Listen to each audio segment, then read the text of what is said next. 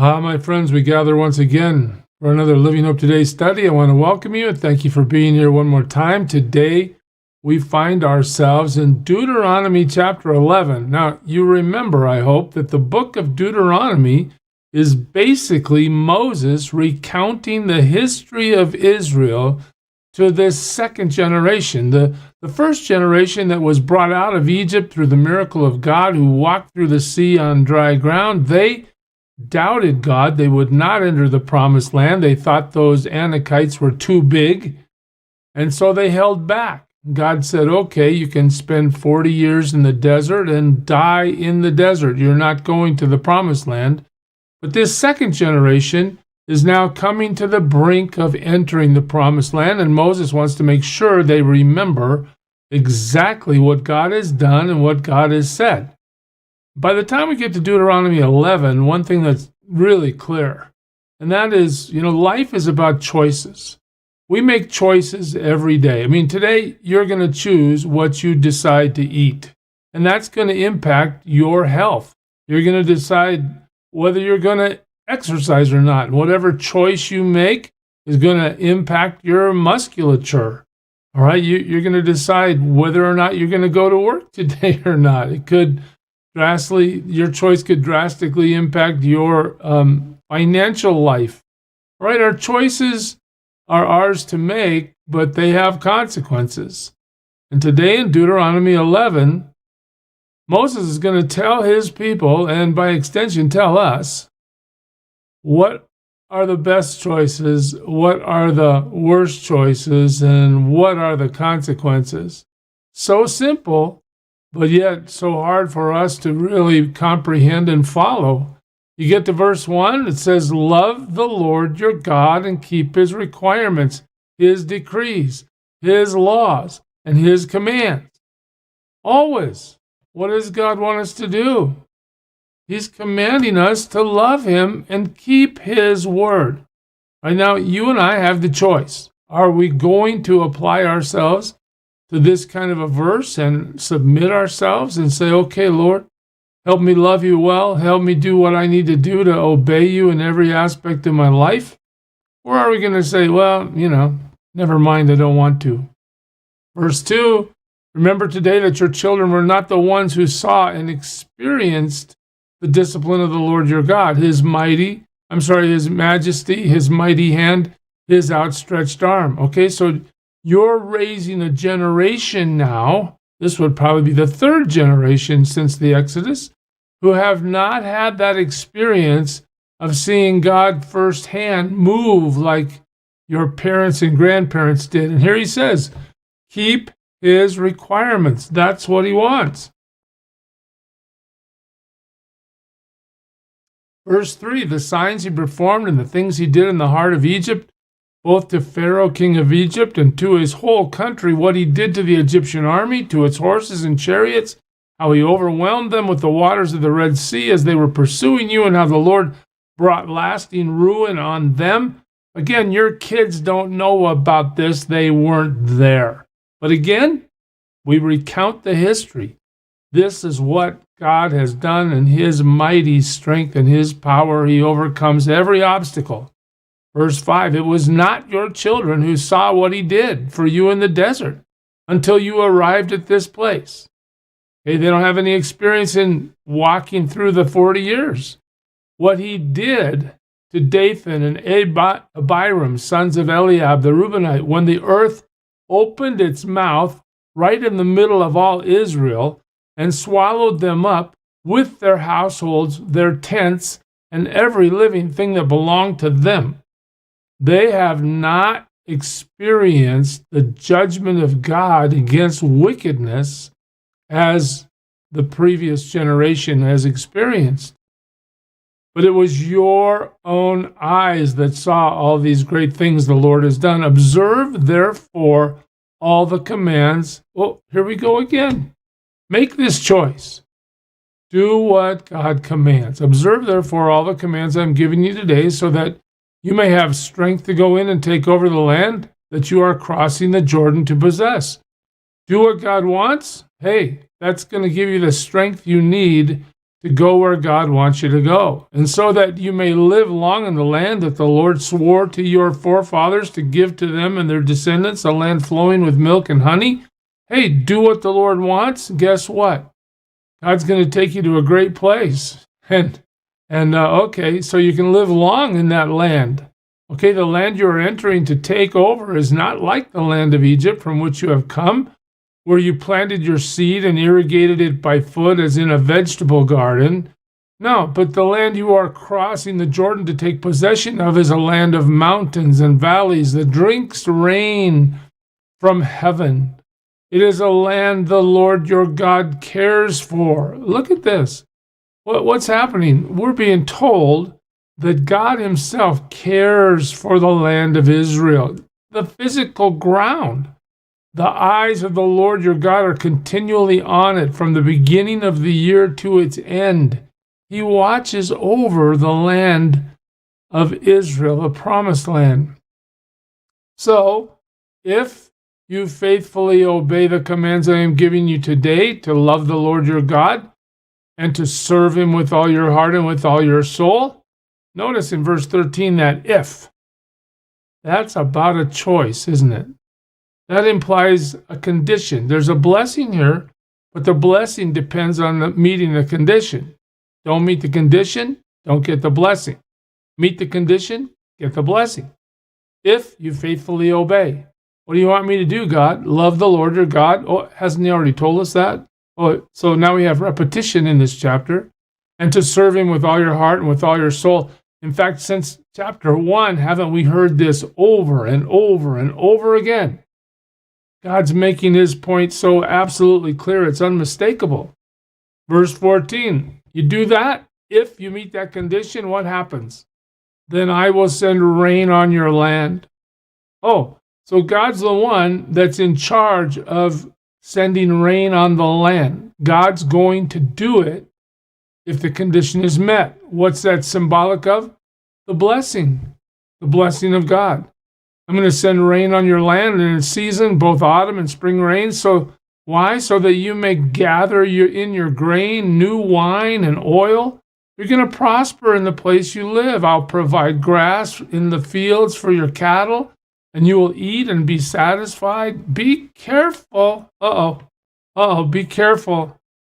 See, there's a lot of ways to make a choice that's not good. Excuse me. So what is God telling them here? Through Moses, he's saying, look, you better watch out. Yes, you're going to have all these blessings if you meet this condition.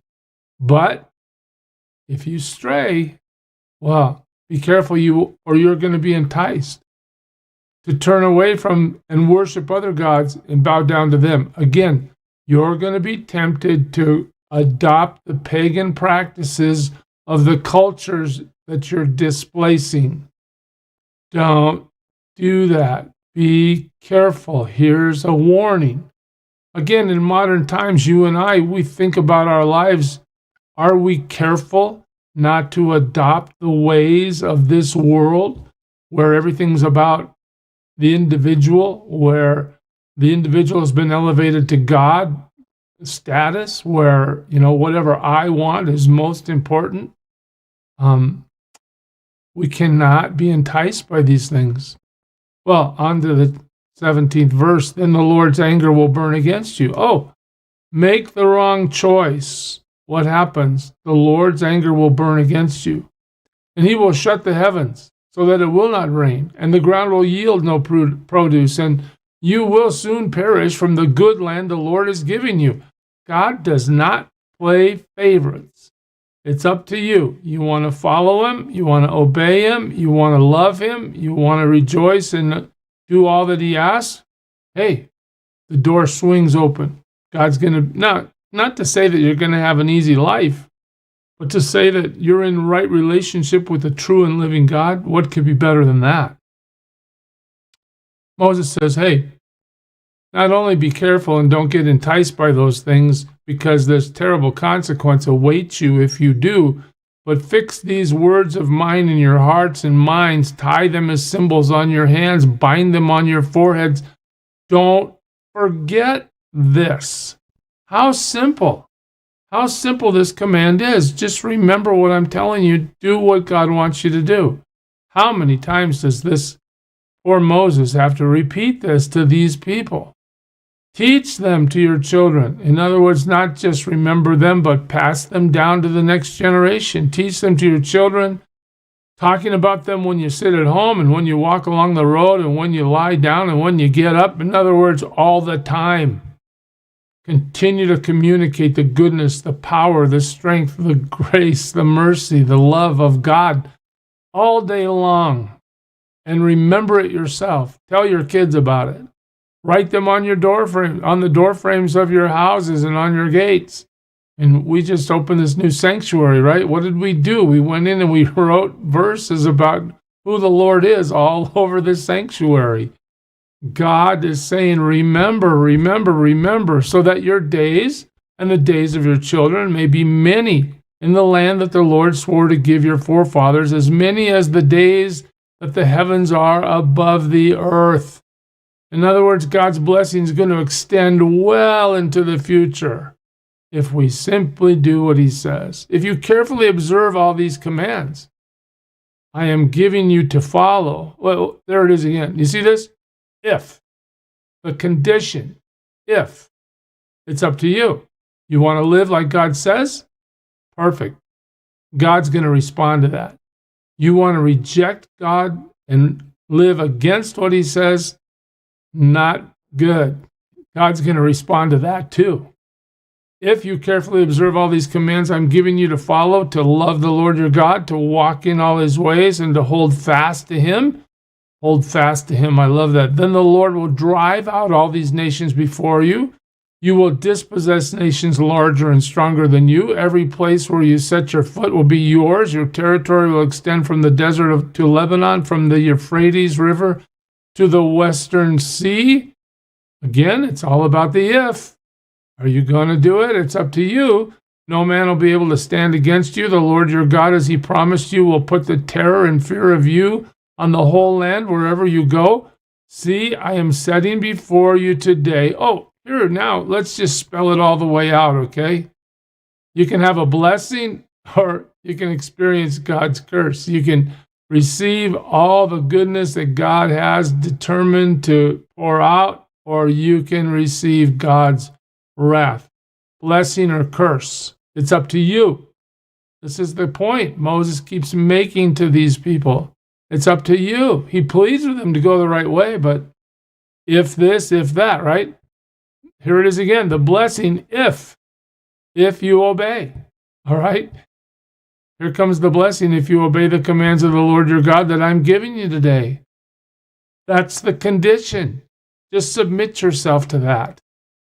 The curse, the curse, the curse. In other words, here it is again, the if. If you decide to say to yourself, I know more than God, I'm not going to believe that this is all real and that he means it and that he has the power to do it because I'm the master of my own ship. I get to do whatever I want to do. As Frank Sinatra sang so famously, I did it my way. I don't have to depend on God for anything. I can live however I want. If you disobey the commands of the Lord your God and turn away from that command, I command you today by following other gods, which you have not known, what happens then? When the Lord your God has brought you into the land you are entering to possess, you are to proclaim on Mount Gerizim the blessings and on Mount Ebal the curses. Tell them, and as you know, these mountains are across the Jordan, west of the road, toward the setting sun, near the great trees of Moreh, in the territory of those Canaanites living in the Arabah, in the vicinity of Gilgal. You are about to cross the Jordan to enter and take possession of the land the Lord your God is giving you. When you have taken it over and are living there, be sure that you obey all the decrees and all the laws I'm setting before you today. Choices. It's about choices. You and I can model the Israelites by wandering off like sheep to do whatever we want to do and put ourselves in peril, line ourselves up in the direct bullseye of God's wrath, or we can examine His Word, come to Him by faith, and devote ourselves to Him. I'm not saying every day is going to be fun and just prosperous. This isn't a prosperity gospel like you're going to be guaranteed a nice life if you obey. Because I look at Jesus. Jesus had a very hard life. He was right where God wanted him to be, doing what God wanted him to do. I remember Ezekiel 24. God tells Ezekiel, I'm going to kill your wife today as an illustration, but don't cry. I mean, God can use our lives however He wants. And we can have really hard days from our perspective. But then again, God can bless amazingly well, beyond anything we could hope for, beyond anything we could think of. We as a church ought to know that best of all. So, it's up to you. What's your choice today? I pray you serve Him well. God bless you. Who is it who for sinners shed His blood, and now for cleansing all can plunge beneath that flood? It's Jesus. But do you know who He is?